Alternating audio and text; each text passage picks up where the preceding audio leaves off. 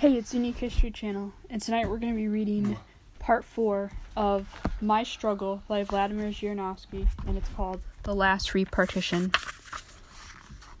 The last partition I propose does not require war or aggression. I advocate a redistribution of human resources and an equalization of boundaries. Its effect will be to defend human rights, deter the threat of Islamic fundamentalism, result in a separation of the Farsi and Turkish language world, and bring an end to their eternal hostility. And it will cement peace in India, China, and Japan.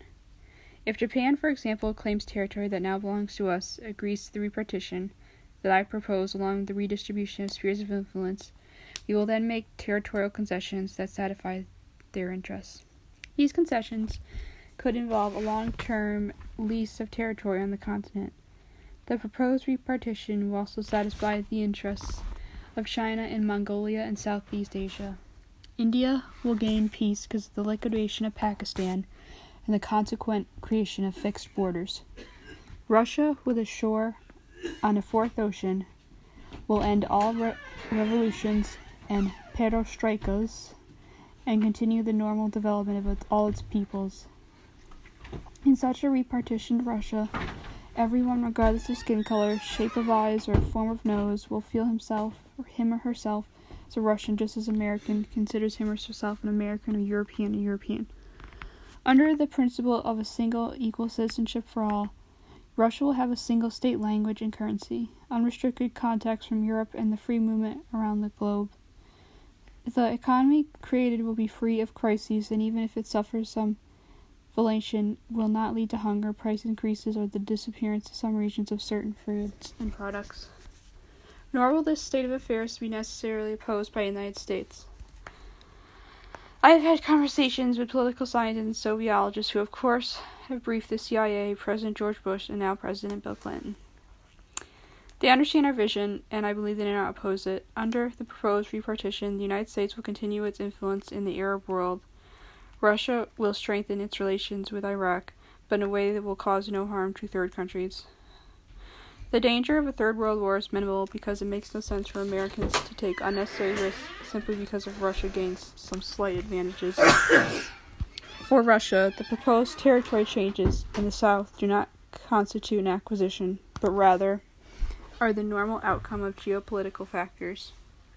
That Russia has always had aspirations in the south is part of a normal cycle that was interrupted by the 1917 October Revolution, and indeed in 1916 the Russian army was in eastern Turkey. Russian troops had reached the Iraqi border and were in northern Iran. The Bishwitz cavalry had moved to Constantinople. Our policies must reflect a return to our traditional methods and visions. We have to take measures to forever put an end to our threat to our motherland's southern frontier. The shorter route to the Indian Ocean proposed in our repartition will also satisfy Eastern Europe, which become a small America where an enterprising people can avoid civil wars and achieve instead a mutual and shared success.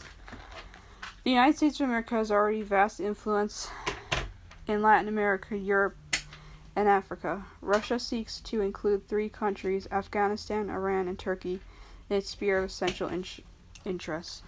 Repartition is also in the interest of these people who hunger for independence.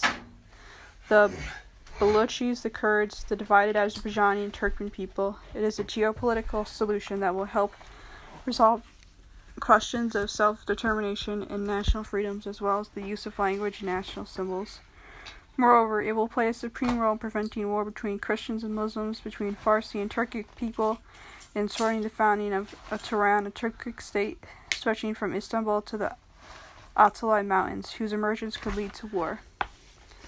It is a solution that could prevent conflict in the Caucasus, Central Asia, Kazakhstan, and Kyrgyzstan, and save untold numbers of people from conflict and the horrors of war. The political measures we propose may not be understood by everyone. I make no claim that they are democratic, nor will everyone see the whole process as a solution any more than everyone believes a doctor when he says one needs surgery. But a successful operation and recovery will immediately indicate that the doctor was correct. Likewise, this operation for improving Central Asia's health will, after several decades, yield positive results in the next century. The Indian Ocean that now washes Indian shores will one day lap at Russia's southernmost extremity. Indeed, Russia's borders that once abutted the city of Kashga in southern Turkmenia will run through one of the Indian Ocean's new ports, will be connecting railways to Delhi, Tehran, and Baghdad. All the goods we need will come by rail, highway, and air from southern countries day and night. Food, clothing, shoes, raw materials. In the opposite direction will travel our goods, machinery, chemicals, equipment, in normal and rational exchange. From north to south, that will be both safe and economical. Russia, left as she is today, will perish like the Byzantine Empire. But unlike the Byzantine Empire, which fell to attacks by barbarian horsemen from the east, the sage-bearing Seljuk and Ottoman Turks, Russia is being eroded from within, with Russians being turned into minority, second-class citizens, cleaning people and garbage men, and the complete degradation of the nation culminates in the end of childbearing, the birth of deformed children, and employment as one of women's prostitutes in bordellos. Already deplorable conditions exist among us today, where slavery is practiced in the northern Caucasus, and Russians are either enticed or driven off by force into the mountains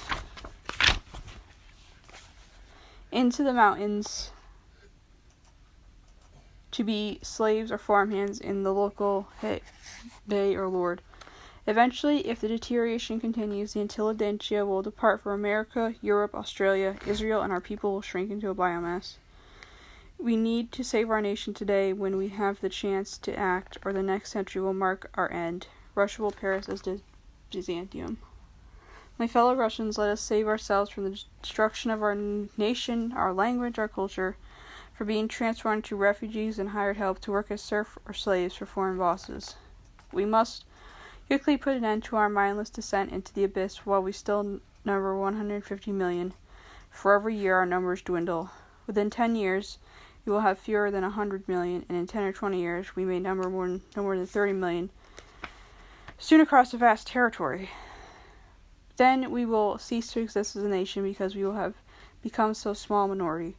My fellow Russians, we are living through the most difficult time in our country's history.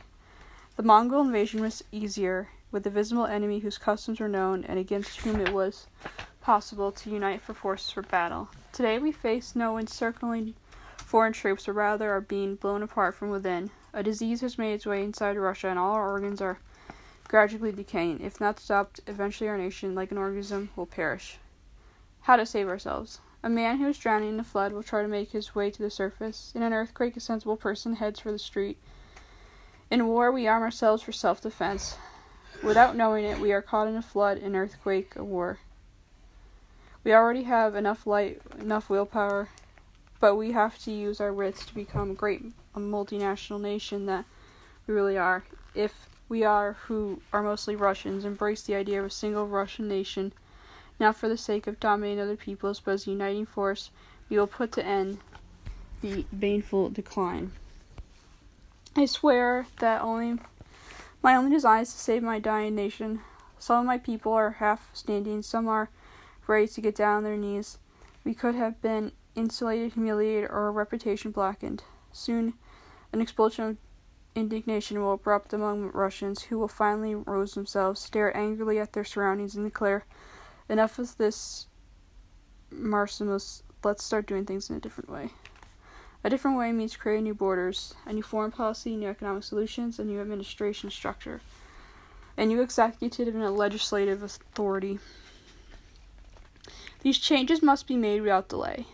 Moreover, an adjustment should be made to the process of economic reform to save what hasn't already been destroyed and to fix what can still be fixed.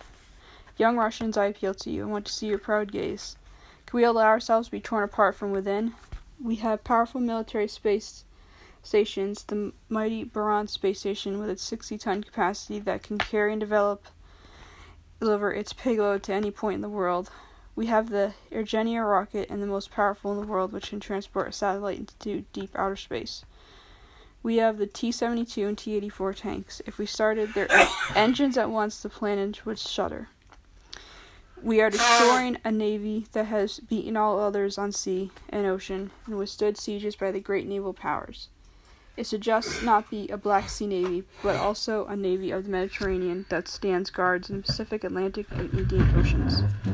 The Russian Navy, Russian submarines, and aircraft carriers, destroyers, cruisers, and battleships, Russian strategic troops, tank corps, and paratrooper. From the air, on land, from the sea and below, from the cosmos and the mountaintops, these fighting men defend Russia, and the banner of Russia will proudly flutter, will rise up at the border points. To save themselves, Russians should descend southward. No one will change our mind or stop us. No one. America, the only country that could oppose us, will step back, for it holds its own fate dear. And unlike Afghanistan, Iran, and Turkey, it will not lose the ability to live. Russia has nothing to lose. We will go down south as liberators and put a stop to violence. We will go where people surrounded by blood wake up and to see the sounds of bullets and explosions, where they live among violence and looting. Russian soldiers will stop this butchery and this violence, the outraged human culture. And Russian soldiers will themselves come a stop to the shore of the warm Indian Ocean, establishing new outposts, settlements, resorts, and centenaries. With floodlights, Russian soldiers will illuminate the frontiers of the water of the Indian Ocean. Russia deserves to become and remain a great nation, at level with our great neighbors China and India. Our counterparts in Europe are the Germans and the French, who are our allies and friends. With America, with whom we've never been at odds, and with whom we've never had a thing to fight over, we need to equal and normal relations. The time has come once to reject the idea of world domination by one power, and to switch instead into regional cooperation, North-South relations, and an optimal kind of economic and cultural cooperation with no racial, religious, or ethnic conflicts. The world needs such tranquility, and Russia has once again offered the historic mission of saving humanity from a third world war. However, to fulfill this mission, we must make a dash to the south. We need to separate the Muslim world, the Farsi and the Turkic peoples, secure the borders of India, China, Japan, the Arab world, calm the Balkans, and define our western borders, and re-erect the borders of Germany. In our land, there should be as few customs as posts as possible to encourage the freest possible people and goods, and make it easier to use any type of currency all throughout Europe, Asia, and the world. Under this freedom, it will be possible wherever you live to study, receive medical treatment, to work, play, to marry, to start business, to buy a house, and to receive credit. And of course, the world must be governed with the most educated people who deeply understand this process of the international community. Our generation, which has already sent man to space and developed a powerful nuclear capability, now confronts a historical task to avert the disintegration of Russia. We must either go to the shore of the Indian Ocean or cut ourselves off from the south within our own wall of China, ruining trade relations with Iran, Turkey, and Afghanistan to our own improvement. Clearly, we will not choose this path, leaving us with only one alternative, the last bid for the South. Repartition preserves our whole nation and revives the Russian army by giving it purpose. Under the spur of the earlier assignment to beat back the German invaders, divisions and armies rose to battle with the foreign aggressor. Similarly, the mission of establishing a new southern frontiers for Russia will revive the army and put an end to the fighting in Central Asia, the Caucasus, and Moldavia. This undertaking will also stimulate economic development, transportation, and communications. It will give growth to the light industry and importation of raw materials and the construction of new highways to Delhi, Tehran, and Baghdad. Bonaparte marched through Europe to Russia. Karl IV led Swedish troops south to the Black Sea. Hitler drove far to the east in his Dongnok Osten, and today Americans try to impose their influence all over the regions of the world, including Japan, the Philippines, Panama, Africa, and Greece. Indeed, the Americans have managed to achieve dominance all over the world, but worldwide supremacy is a destructive idea. Cooperation among nations to divide spheres of influence on a regional basis is clearly better. Such a division, when it takes place, will be based on a peaceful agreement to divide the planet into spheres of influence, not supremacy, not in the direction of north and south. Japan and China have the bottom, Southeast Asia, the Philippines, Malaysia Islands, Indonesia, and Australia. Russia has the south, Afghanistan, Iran, and Turkey. Western Europe has to the south the continent of Africa. Finally, Canada and the United States have in the south all of Latin America. Everyone is therefore on equal terms with no one nation at an advantage, and with the orientation of respective influence in the same north-south direction. The logic of the decision is geographical. Vietnam and Malaysia are closer to Japan and China than they are to us, while Afghanistan, Iran, and Turkey directly border Russia, not Britain or France. Russia borders on Europe via the Mediterranean Sea, and Latin America, together with North American continent, practically constitutes a single geographic unit.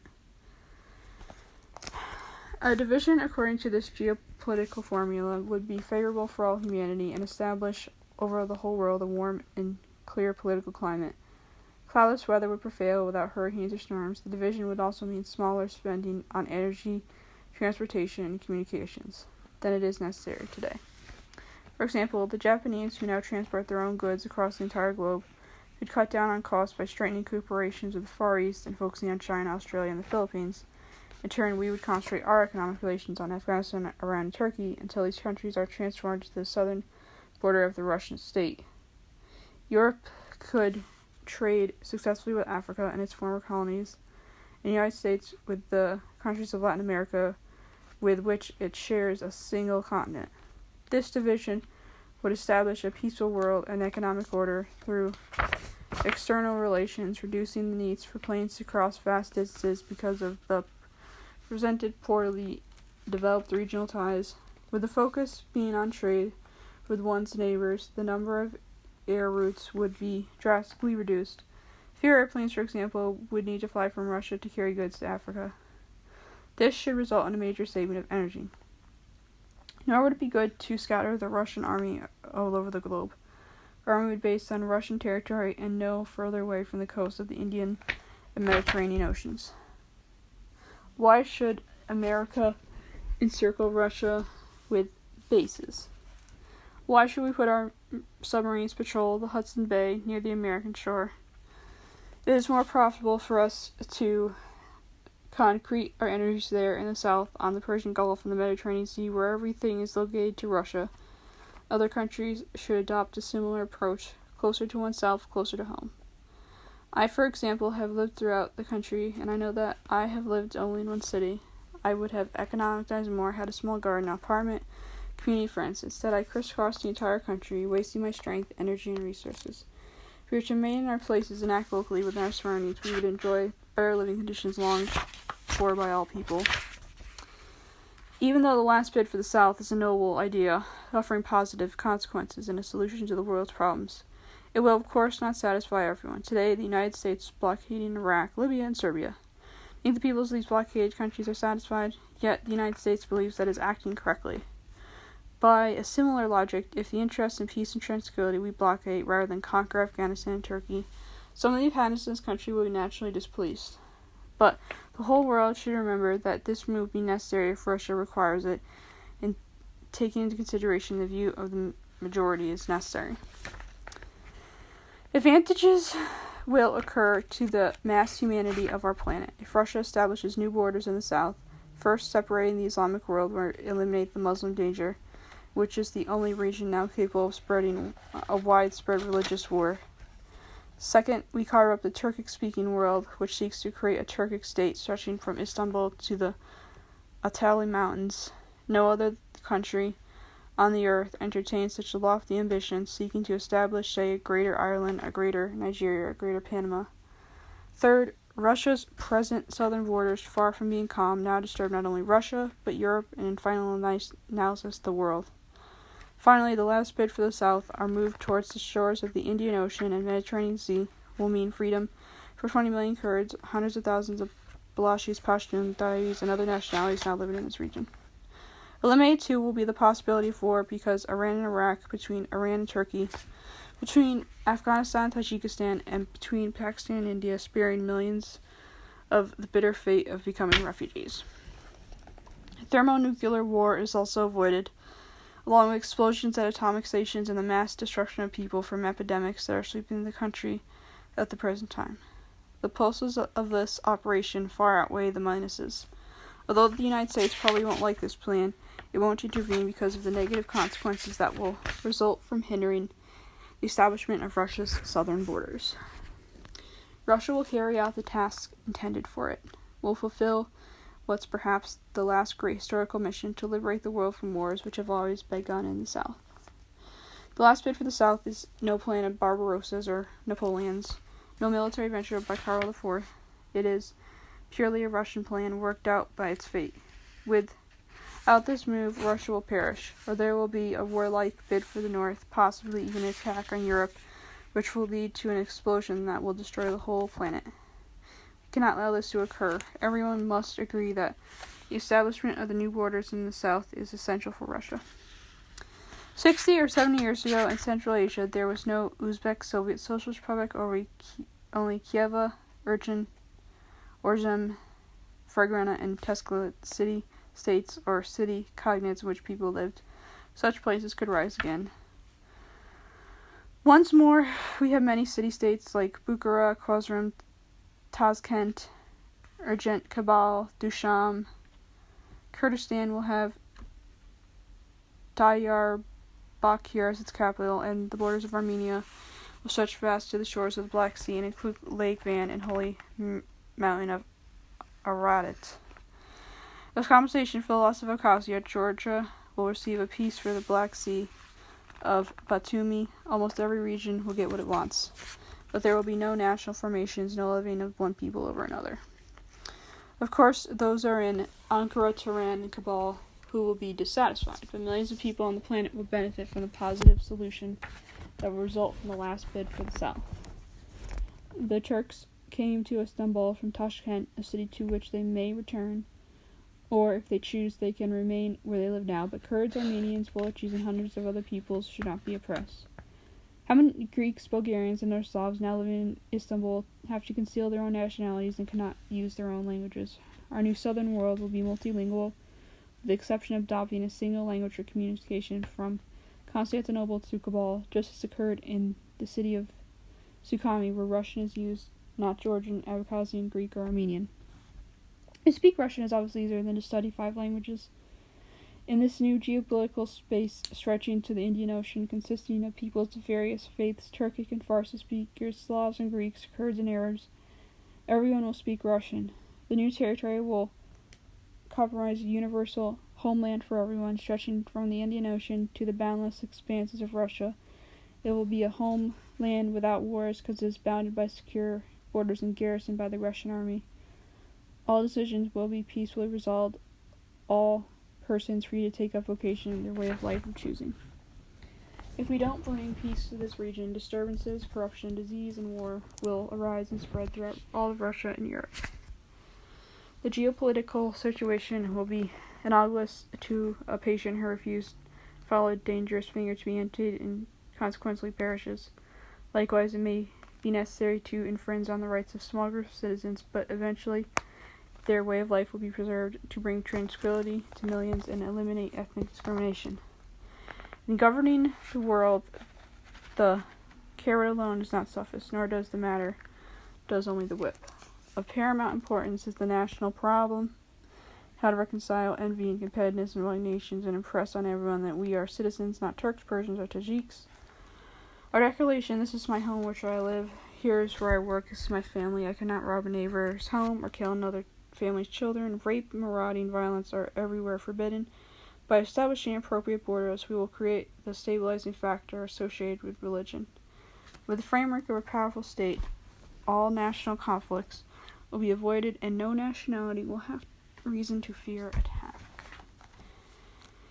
The incident in Sumgate in February 1988, for example, would not have occurred, where technical students all of a sudden supposedly got drunk, took up sticks, and went to beat up Armenians in the city. Clearly, theirs was not spontaneous, but a premeditated act.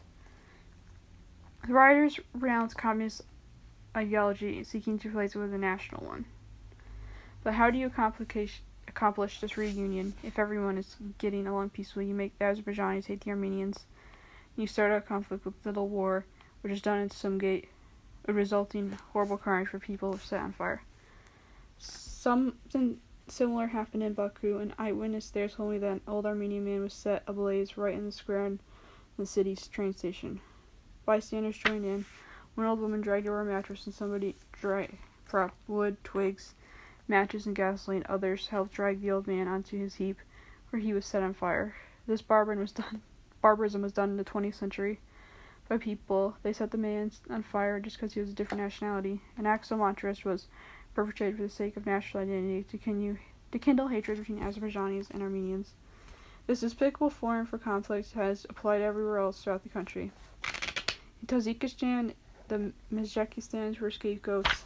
In Georgia's Australia, Uzbek clashed with the Kyrgyz and everyone else to fight between the Tajiks and Uzbeks, English, Ossetians, Kabars and Balkars, Assyrians, and the eternal frictional war seems as if they will go on for a weakening Russia at its center with the fighting and killing eruption on its periphery.